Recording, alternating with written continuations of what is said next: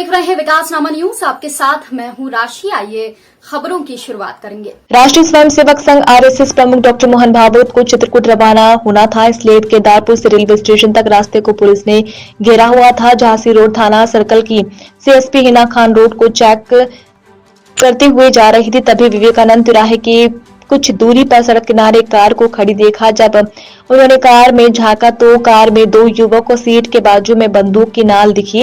VIP root पर हथियार समेत युवकों की मौजूदगी नजर आई तो दोनों युवकों को पकड़ लिया। फोर्स बुलाकर कार की तलाशी ली तो 315 बोर की बंदूक और 4 कारतूस मिले, जिसमें एक दूरबीन भी लगी हुई थी। पूछताछ में खुलासा हुआ है कि युवक जोरा मुरैना के परसोटा गांव का रहने वाला है। राहुल धाकड़ उसका दोस्त, करण सिंह रावत और बंदूक राहुल के पिता बनवारी की लाइसेंसी है। पुलिस पूछताछ में राहुल बयान बदलता रहा, इसलिए शक के दायरे में आ गया है। शुरुआती पूछताछ में गांव के कुछ पैसा बैंक में जमा करने आया था, ये कहा है। सुरक्षा के लिए पिता की बंदूक उठा लाया था, फिर दलील दी कि बंदूक तो पिता के नाम की है, उसका लाइसेंस रद्द हो गया है, उसे अपने नाम ट्रांसफर करवाना था, इसलिए बंदूक लाया था। लेकिन उसकी दलील पुलिस के सामने नहीं चल सकी। पुलिस ने बंदूक को जब्त कर आरोपी युवक के खिलाफ आर्म्स एक्ट का मामला दर्ज कर उसे गिरफ्तार कर लिया। जी जैसे कि आपको पता है कि किसी भी वीआईपी मूवमेंट से पहले सघन चेकिंग और सतर्कता वैसे भी बढ़ती जाती है, चेकिंग होती रहती है।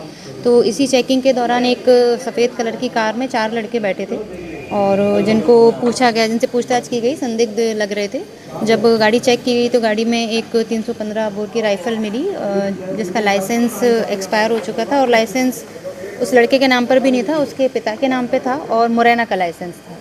और कोई संतोषजनक उत्तर ये दे नहीं पाए कि इनके पास क्यों है गन और ये क्या कर रहे हैं गन के साथ।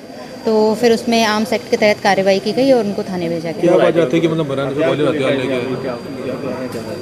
वो संतोषजनक कोई जवाब नहीं दे पाए। पहले कहा कि हम पैसे जमा करने आए थे। जब हमने पूछा कि आप किस बैंक में पैसे जमा करने आए थे, तब उसका जवाब नहीं दे पाए। फिर पूछा कि हम किसी काम से आए थे, सुरक्षा के लिए आए थे, तो वो लगातार अपने जवाब बदलते रहे और संभवतः एक प्रभाव जमाने के लिए और एक जैसे शो ऑफ जैसा करने के लिए वो अपने साथ रखे थे और कोई उनके पास संतोषजनक उत्तर नहीं था कि हथियार उनके पास क्यों है। कितने लोगों पर कार्रवाई? 4 लोगों पर कार्रवाई।